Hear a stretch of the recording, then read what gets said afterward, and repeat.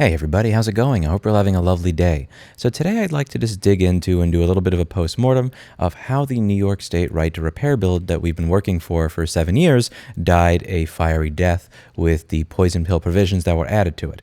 So about a week ago, I did a video titled My Guess on How New York's Right to Repair Bill Will Die. And then pretty much 2 days after that video came out, I did a video on how the right to repair bill died. Governor Hochul sabotages New York right to repair bill right on schedule. And if you want a really quick TLDR, this is a 6-minute video where I go over with Maltaligi of News 10 exactly how it was the bill was gutted. So many of you have wondered how this could possibly happen because the bill was voted on 147-2 in the Assembly and 59-4 in the Senate, which seems to constitute a veto-proof majority. So there were a few questions that we had, and there are some members of the New York State Assembly that I know and some members of the Senate that have been kind of helpful in prodding me into understanding how New York State's legislature works. So I thought that I would discuss that with all of you. The first is the difficulty of getting the legislature together in session to be able to really kind of do anything about this. So this is the first part that I find funny. It's hard to explain without getting too legally technical, but essentially the New York State legislature is never out of session. If session isn't held for 3 consecutive days, then session is closed. And per the New York Constitution, the legislature cannot return an open session unless called upon by the governor. So, to not allow the governor to hold authority over when the legislature can and cannot hold session, we actually hold session every Monday, Wednesday, and Friday of the entire year, no matter what day it is, even on holidays including Christmas. It's only regularly attended by 2 people, usually a member from one of the closest districts to Albany and a representative from the clerk's office to witness and record that it took place. They gavel in, see that there is no business before the House, and they gavel out. It usually takes about 2 minutes, but this allows the legislature to essentially be in session in perpetuity, even though we may only regularly meet from January to June. So this is the first question, is if they're in session, why can't we fix this? And it's because at this point in time, there may literally just be one person there hitting a gavel and one person there to witness it, that then walk away because there's nobody actually there.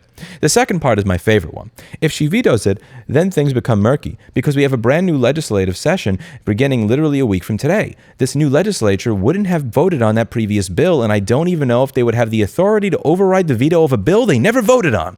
New York is all sorts of screwed up for sure. Again, that's not me saying that. That is literally somebody that works within the New York State Assembly. So let's just wrap our heads around this. So the legislature voted 147-2 on a bill back in June. The governor can wait until the end of December to veto it when there's literally 1 or 2 people in the room in the session. And at that point, when the new legislative session begins, all of those people would be people that didn't actually sign the bill. So what you would have to do is you would have to get 149 people to then agree in the New York State legislature to override the governor's veto and demand that the original bill be signed as is with no edits, when those people may be people that have never heard of right to repair, didn't have anything to do with the bill signing, and didn't have anything to do with the creation of the bill.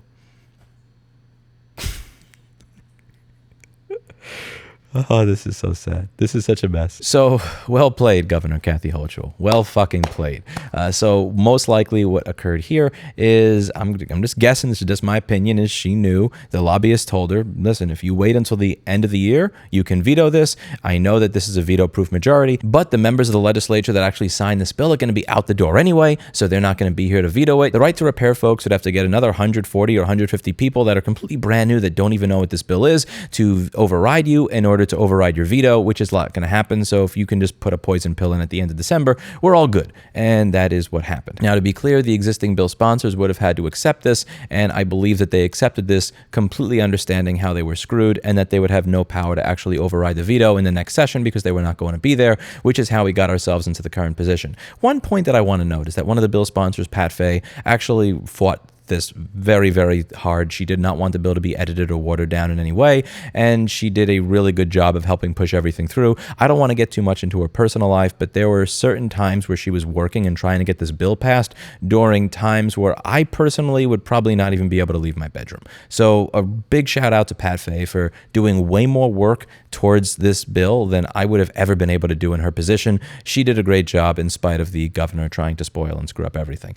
But yeah, that's about that. I just thought I would give you you a little bit of insight into how the legislative process works in New York State and why it is close to impossible to get anything done if you have a crappy, corrupt governor. This is how you know we have reached true gender parity and equality, because several years ago I was talking about how our old governor would veto bills that were voted for 137 and 4 in favor of those bills because he had a petty issue with the bill sponsor and some of the comments that she had made on Facebook. Now we have a female governor that is putting poison pills into legislation that was voted for 147 to 2.